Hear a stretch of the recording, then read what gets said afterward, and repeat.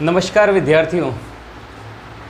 पिछले आप देख रहे हैं कि वीडियो में हमने विद्युत द्विध्रुव के बारे में अक्ष पर विद्युत क्षेत्र की तीव्रता का परिकलन किया था। आज हम उसी टॉपिक को आगे लेते हुए चल रहे हैं, जिसमें आप देख रहे हैं कि विद्युत द्विध्रुव के कारण निरक्ष पर, निरक्ष कहें या विषुवतीय तल कहें, दोनों एक ही पॉइंट में आपके कहला सकते हैं। तो उस पर विद्युत क्षेत्र की तीव्रता का परिकलन किस प्रकार से किया जाएगा, तो इस बारे में हम आज बात करने वाले हैं।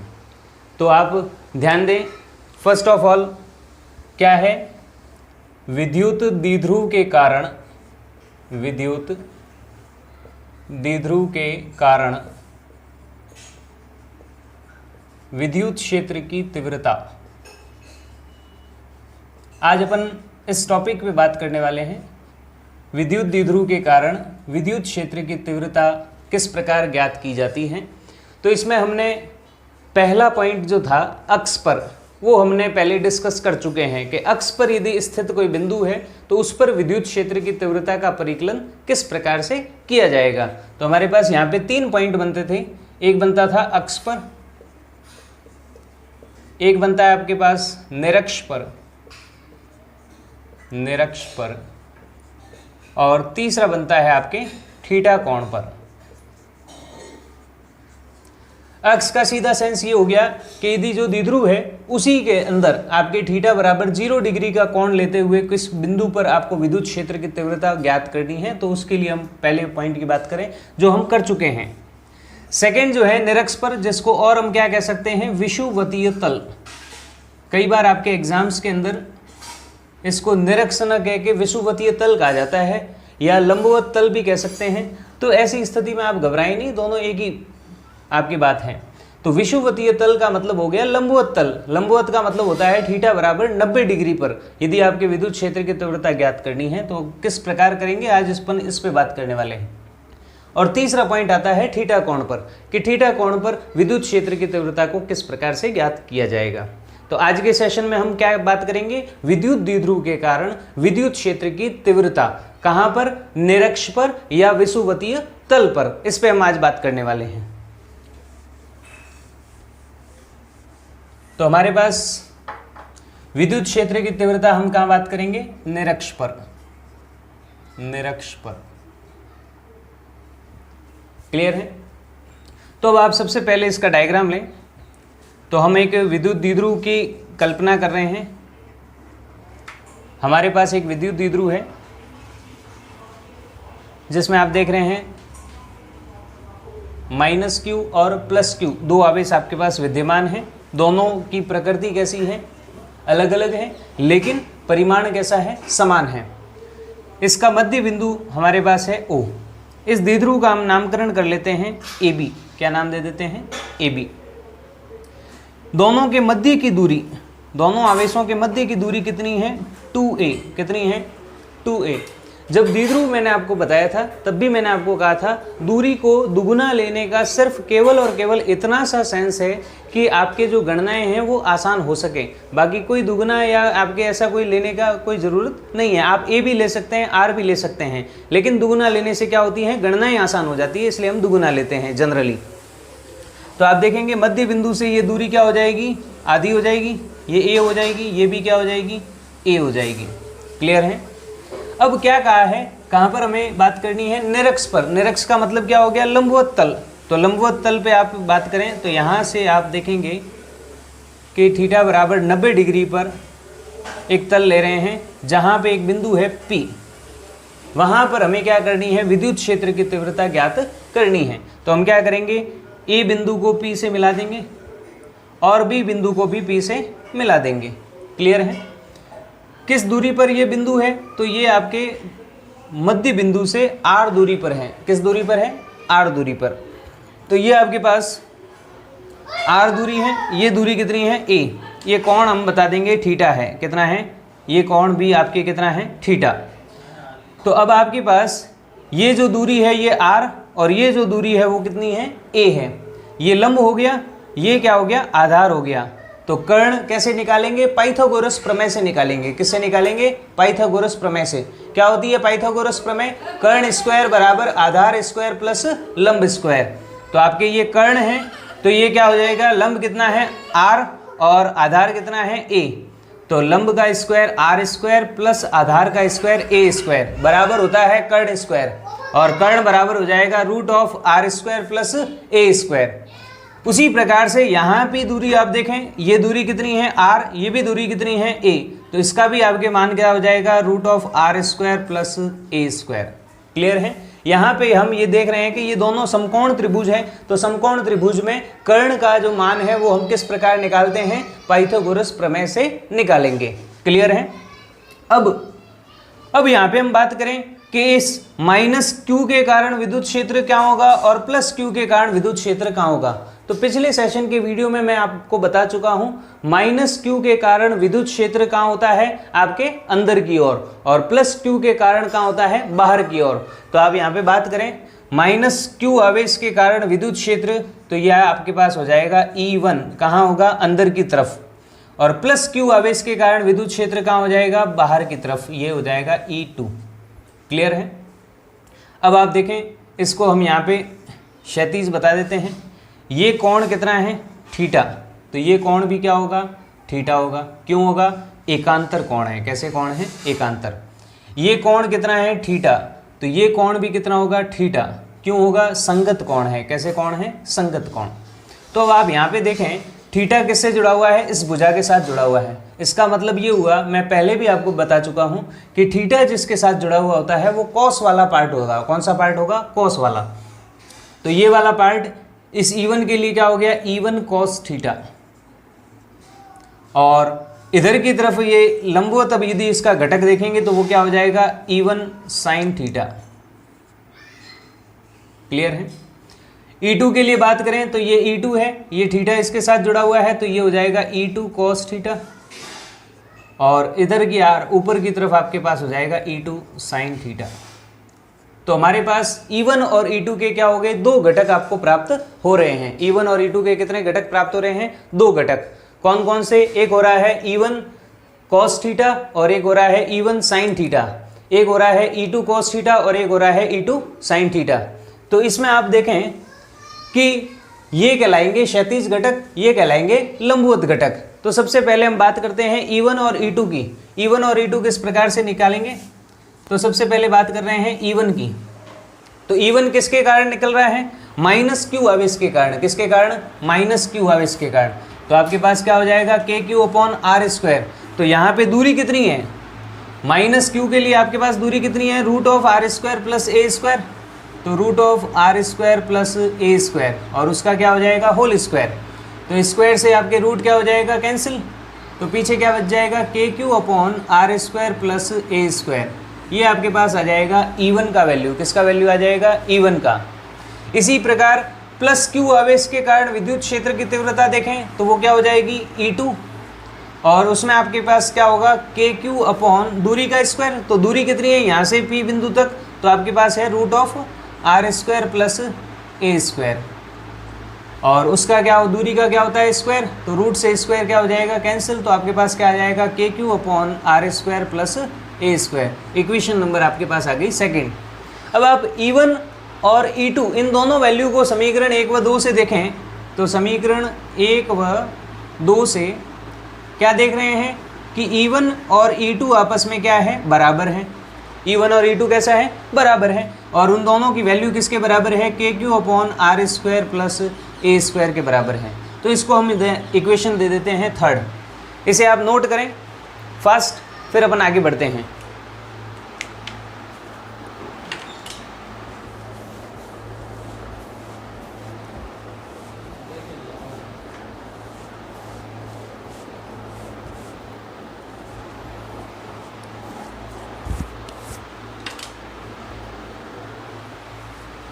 तो कर लिया आपने नोट इसे। अब हम आगे की ओर बढ़ें, तो मैं इसको इरेज कर दूं।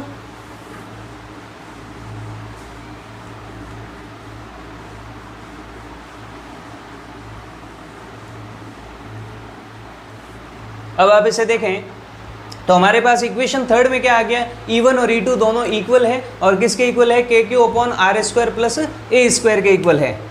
अब यहां पर आप देखें दो घटक हमारे पास थे, एक है क्षैतिज घटक और क्षैतिज घटक आपके पास कौन से हैं, E1 cos थीटा तथा E2 cos थीटा। तो सबसे पहले इनको देखें, E1 cos थीटा और E2 cos थीटा कैसे हैं, दोनों समान दिशा में, कैसे हैं, समान दिशा में, और समान दिशा में होने से क्या हो जाएंगे, दोनों जुड़ जाएंगे, क्या हो जाएंगे, दोनों जुड़ जाएंगे। फिर हम बात करें ऊर्ध्वाधर घटक की। ऊर्ध्वाधर घटक आपके पास कितने हैं, दो, कौन कौन से, E1 sin थीटा और E2 sin theta, E1 sin theta तथा E2 sin थीटा। ये दोनों आपके कैसे हैं, देखो E1 और E2 की वैल्यू हम इक्वेशन फर्स्ट और सेकंड से देख चुके हैं, क्या है, बराबर, और ये थीटा कोण भी क्या है, बराबर। इसका मतलब ये हुआ E1 और E2 sin थीटा दोनों घटक कैसे हैं, आपस में बराबर हैं। तो अपन कहेंगे परिमाण में कैसे हैं, समान, परिमाण में कैसे हैं, समान। लेकिन दिशा देखें, एक ऊपर की तरफ है तो दूसरा किधर है, नीचे की तरफ, तो दिशा कैसी है इनकी, विपरीत है, कैसी है, विपरीत। तो जब आपके दो घटक है, दोनों परिमाण में समान है, दिशा में कैसे हैं, विपरीत है, तो दोनों क्या हो जाएंगे, निरस्त हो जाएंगे, क्या हो जाएंगे, निरस्त। तो हमारे पास ऊर्ध्वाधर घटक का यहाँ पे कोई रोल नहीं है, तो रोल किसका है यहाँ पे, क्षैतिज घटक का, और क्षैतिज घटक क्या है, E1 cos थीटा और E2 cos थीटा, दोनों समान दिशा में है, इसलिए क्या हो जाएंगे, जुड़ जाएंगे। तो हमारे पास परिणामी विद्युत क्षेत्र की जो तीव्रता होगी, परिणामी विद्युत क्षेत्र की तीव्रता, तो वो क्या होगी आपके पास, बोले देखें ऊर्ध्वाधर घटक का यहाँ पे रोल हो गया खत्म, तो आपके रोल किसका आएगा, क्षैतिज घटक का, और क्षैतिज घटक दोनों समान दिशा में, इसलिए क्या हो जाएंगे, जुड़ जाएंगे। तो परिणामी विद्युत क्षेत्र की तीव्रता E जो होगी वो किसके बराबर होगी, E1 cos theta plus E2 cos theta, क्योंकि दोनों कैसे हैं, समान दिशा में, समान दिशा में होने से क्या हो जाएंगे, दोनों आपके घटक जुड़ जाएंगे। अब आप E1 की वैल्यू पुट आउट करें तो क्या था, KQ/R² plus A² cos theta, और E2 की वैल्यू क्या थी, KQ/R² plus A² cos theta. अब आप देखें KQ/R² plus A² cos theta, KQ/R² plus A² cos theta, कितनी बार हो गया, दोनों सेम टर्म है, तो आप इसको क्या लिखेंगे, ट्वाइस लिख देंगे, दो गुना हो जाएगा, कितना, KQ/R² plus A² cos theta. ये आपके पास ऑब्टेन्ड हो रहा है कि E का वैल्यू जो है, E1 का वैल्यू आपके पास था KQ/R² plus A² cos theta, और E2 का भी value KQ/R² plus A² cos theta. ये आपके कितनी बार हो जाएगा, दो बार हो जाएगा। तो ये आप फटाफट नोट कर लीजिए, फिर अपन आगे इसको इरेज करके लिख रहे हैं।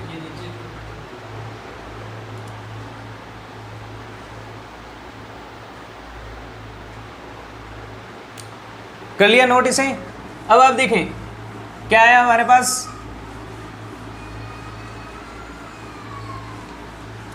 परिणामी विद्युत क्षेत्र की जो तीव्रता है वो हमारे पास क्या आई है, E बराबर 2 टाइम्स हो गई इसकी, तो 2 times of KQ/R² plus A² cos theta, ये हमारे पास प्राप्त हुई है।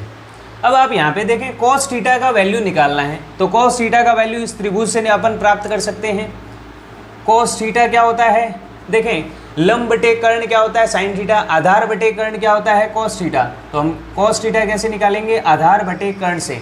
तो अब यहाँ पे देखें इस त्रिभुज में आधार क्या है, A, क्या है, A, और कर्ण क्या है, √R² प्लस A²।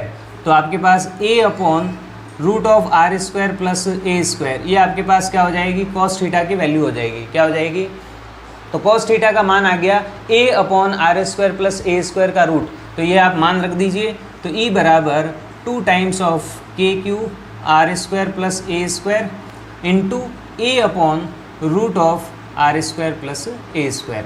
क्लियर है। अब आप इस 2 को क्या कर दीजिए, अंदर भेज दीजिए, तो E बराबर हो जाएगा KQ इंटू 2A।